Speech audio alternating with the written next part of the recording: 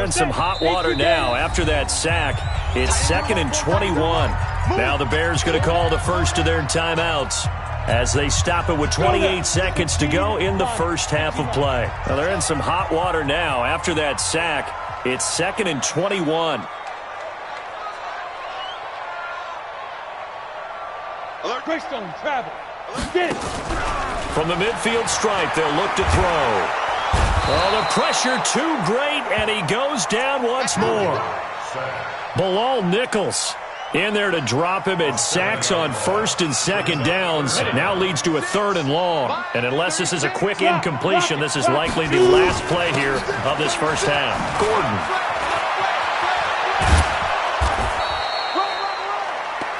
We have hit halftime. Still 2 more quarters to go. We'll take a timeout. We'll be back after this. You're watching the NFL, and it's on EA Sports. It's in the game.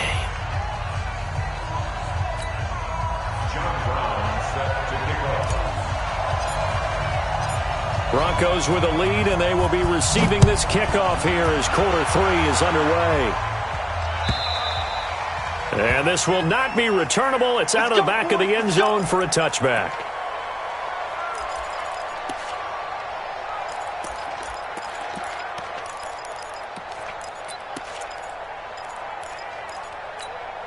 Here we go. Denver offense at the line, ready to go. They have the lead. Now they'll be looking for some separation here as we begin the 3rd quarter. I like the way you term that, because now I think they go a little bit deeper into their playbook. They like what they did in the first. Nowhere to escape, and he goes down. Khalil Mack. It'll go as a loss of about 8 as he gets in there to drop him. Throwing on 2nd and long. Block. And he almost had it defensively. Could have been a game changer there in this second half. Instead, it's 3rd down. An incomplete pass on that last play, and that means they'll need to come up with something here on 3rd down. X3, 218, chop it. 5. Line 36. Line 36. I'm on. On 3rd and long, it's Locke.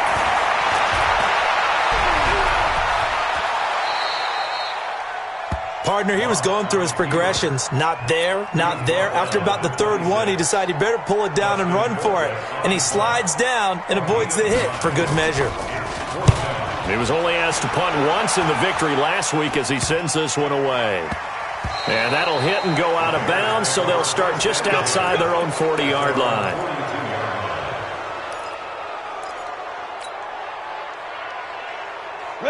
The Bears offense ready to go for their next drive. They trail offense, first time to touch the ball in quarter 3, and we'll see what they can do.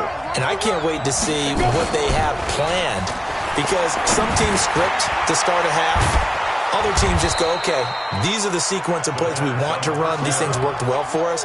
And sometimes they throw in that big chunk play right away. Shocker. Try and get after them early and try and create a big play to give themselves some momentum. See what they have up their sleeve. That last catch short of the marker by just a yard leaves them with a very manageable 2nd and 1. 2nd and 1. That one brought in by his tight end, Adam Shaheen. And he'll get it down to the 47 here. They'll get 3 as the drive continues. It's a 1st down. 1st down, Chicago. Set, ready, 50, plant. I got it. Hey, Mike's 50. Down. On 1st down, he'll drop to throw. Rush coming, and he's taken down. The sack there by Bradley Chubb. Don't need it all back at once, but you figure they're going to need something here. 17 yards to go on 2nd down. Now left side, a completion to his tight end. And they'll get this just to the 47. 1-yard gain. Brandon, perfect defense in this situation would have meant that there was an incompletion. They would have picked it off. Okay, so they gave up the completion. But I really enjoyed watching how the defense stayed in sync, stayed in great communication. And as he dragged across each zone, you see him pointing, communicating. There he is, and they passed him off to each defender. Ended up making a nice play, even though it was complete. A good pickup, 17 yards and a Bear 1st down.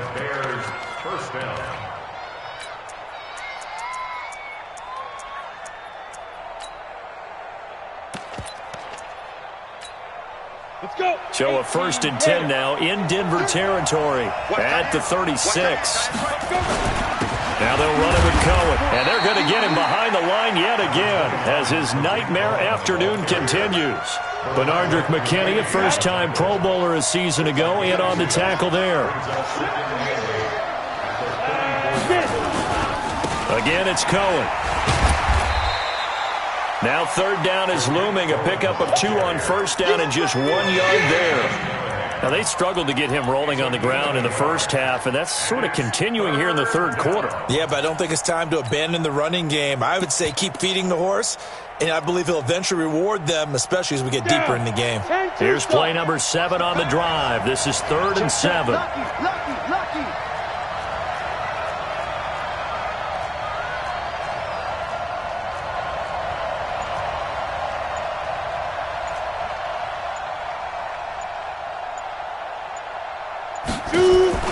On play action, they'll throw. And he finds his tight end, Graham.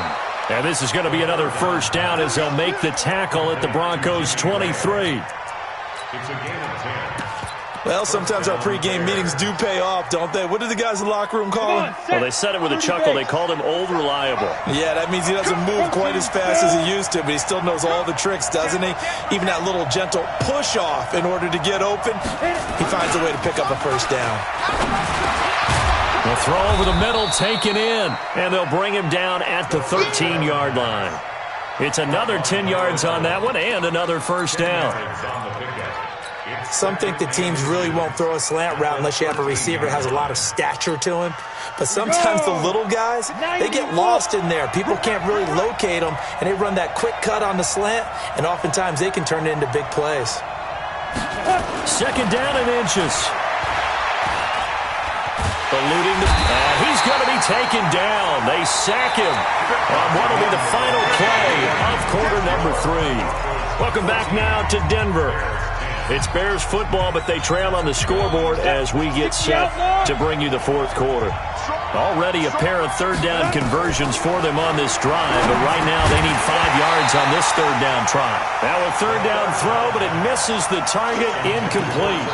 Once you get into the red zone and the safeties have less ground to cover, you'd better be quick with your delivery. Not much space to get a ball in there. And when that field shrinks with those safeties, it's almost like there's a couple extra defenders out there, right? It certainly is. They end up taking up extra space just because there's not enough space for receivers to run through.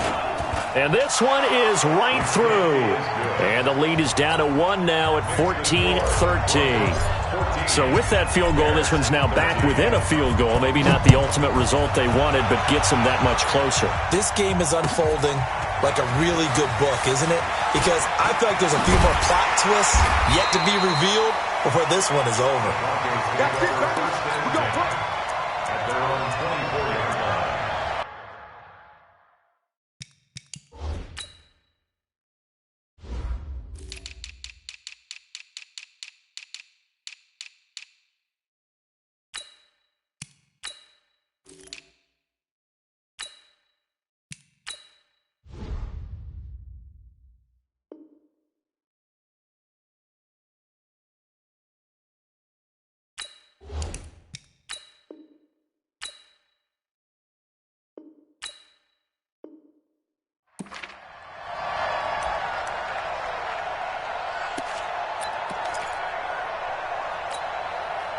The Broncos onto the field, ready to start their next drive. And a tight game after punting last time. See if they can get something going on this drive.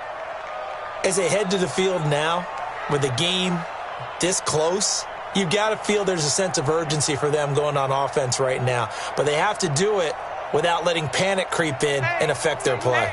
Hey, Sam on. They'll try and grind some clock with Gordon. And he's taken down, but able to slip across the 35. That one good for 13 and a Denver 1st down. I tell you, they didn't give it to him much through the first 3 quarters, but when they have, he's been efficient. Maybe they ride him more here down the stretch. Yeah, I'm not sure it was actually in the game plan for him to have as few carries as he has, but it might play out really well for them now. As you noted, they want to ride him down the stretch. He should have fresh legs. 23 yards on the pickup there and a 1st. Well, it is our business to analyze what we saw out there, and on that play, I saw defense staying in base, not taking a chance, not blitzing in a situation when they absolutely need the football back. That's either a case of overthinking it or not thinking it through. If you do blitz, do you have to be careful about where you're coming from, or are you just coming from all angles? You have to be careful about where you're coming from, obviously, but at this stage, you have to take a few chances as well. And they're going to be set up down around the 15-yard line. That's back-to-back plays of over 20 yards. We saw a number of good games earlier today. This one might top all of those. It's been a dandy as we come up on 1st and 10. A toss play, Gordon. And they'll lose yardage here. Knocked back to the 19-yard line. Yikes, a 4-yard loss really sets them back now for 2nd down. Clock continuing to run. They'll probably wind this all the way before snapping it on 2nd down. Now to the air. Lock. Flushed out right. And he's got the hook up to Landry. And he showed off the athletic juke. Good little gain there. Not a whole lot of real estate, but a nice carry.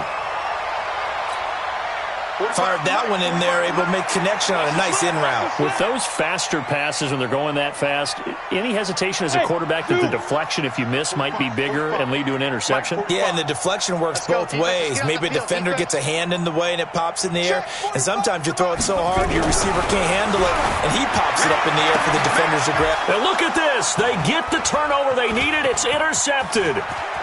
Good positioning, and it's picked off. And he will bring it out past the 20-yard line. We're holding on to the lead at this stage in the second half. Those are the types of plays you really want to try and stay away from. And when you're a rookie, keeping your focus is something that you still have to work on all the time because there's so many distractions around you between the crowd noise and your coaches and your teammates. But the other part, you've got to learn how to finish. It's the 2 F's for a rookie quarterback. Here's a play fake as they set up to throw. He finds Robinson. First down for the Bears, a gain of 15. Tell you what, he's been able to put the ball in some tight spots all game long. That throw, no different. Yeah, a lot of people would call it a gutsy type of a throw. I think he looks at it as, I can do it, so it's not that big of a deal to me, and I'm going to keep firing. Now back to throw.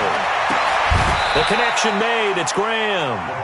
The Bears on the move. They've got another first down. A gain of 19 yards. And the Bears first down. Fourth quarter, 2 minutes on the clock in a tight 1-point game. So the Bears with the football here as we welcome you back. They come up on a 1st and 10, desperately needing a score here on what could be their final drive.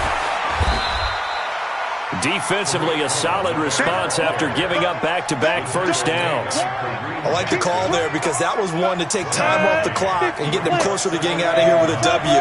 In the mind of the play caller, all you want to hear is tick, tick, tick. And brought down, but able to get it to their 30-yard line. Mark that down as a pickup of 13, and the Bears have the first. So 1st and 10 now from the 30. They'll run on first down. It's Cohen trying to run inside, but nothing there. Now we're going to get a stoppage. Appears to be an injured Bear on the field. We'll step aside and get a report when we come back to Denver.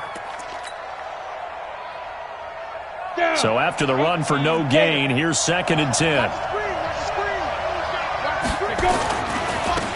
Now again running right is Montgomery. The second down play, not much better than the first, just a gain of 1 there. All right, my man, this is now where it's risk-reward. Because on defense, you've got to crowd the line of scrimmage. You've got to get in all the gaps, get up tight on everyone, and try and force the field goal attempt here. You can't let them break one big, but you know something, when you crowd the line of scrimmage, if they do pop one, it's going to go away. Yeah, I was going to say, could take it to the house, but the magnitude of this possible upcoming field goal, every yard counts. And this time he's going backwards. So after the no gain on the last attempt, here they get him behind the line. Up front, the struggles continue for this offense among the line. What can they do? Change the play calling? What? I think part of that, yes, changing some of the play calls, some screens, some draws, some misdirection. You want to run any type of a play that will influence these guys to continue to get upfield and find a way to use that against them and slip things in behind them. So some quick passes could work as well. The Broncos take over 1st and 10 at their own 25-yard line.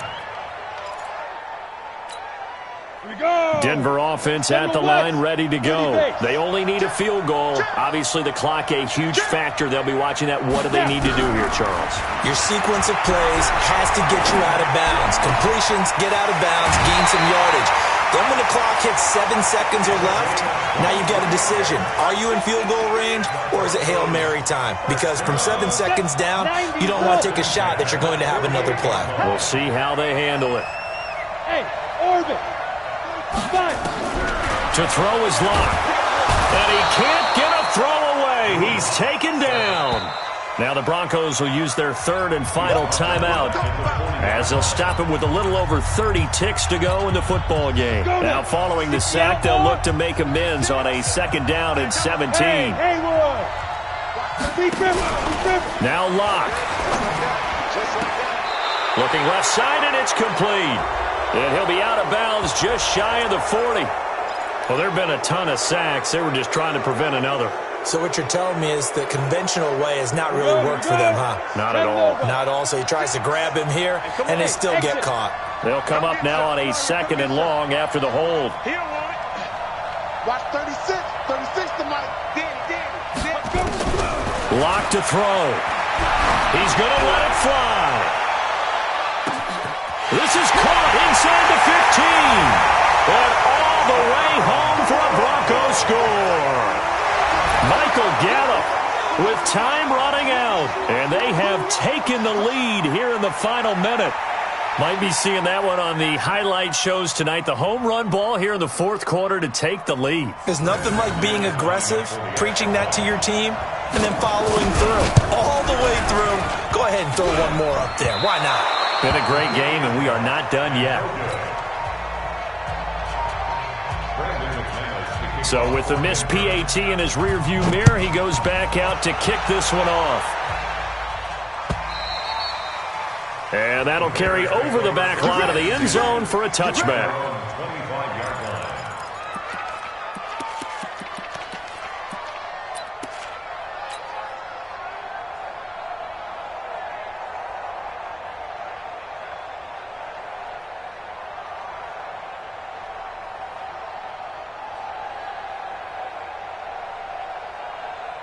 At the line, prepping for their next drive, the Bears offense. Critical condition here, obviously. Got to hope to get something quick right and then maybe take that shot deep.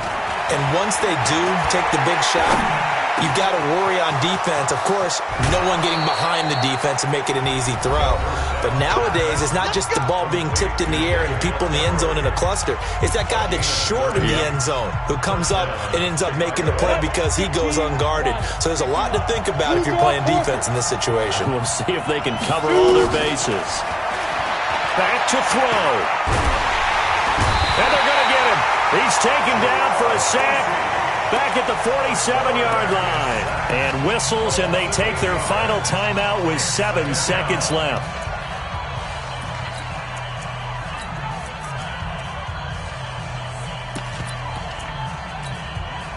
Got to imagine the pass rush will be equally intense here on 2nd down following the sack. It's 2nd and 18.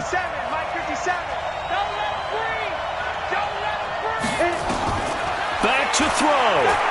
Now a desperation throw deep downfield. And he can't corral it. That would have wrapped it up if he'd been able to hold on. Instead, it brings up 3rd down.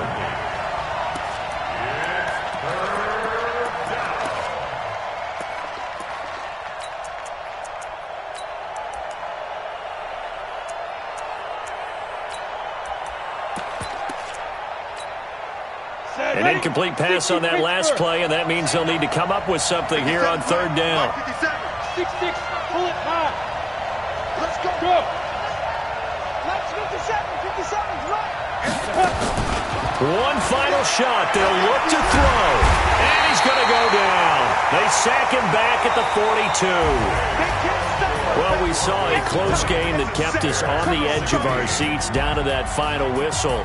And right before that final whistle, defense with one last exclamation mark there, getting the sack to end it. I love how you phrased it, because we were waiting to see what would happen. Obviously, we thought something would happen downfield.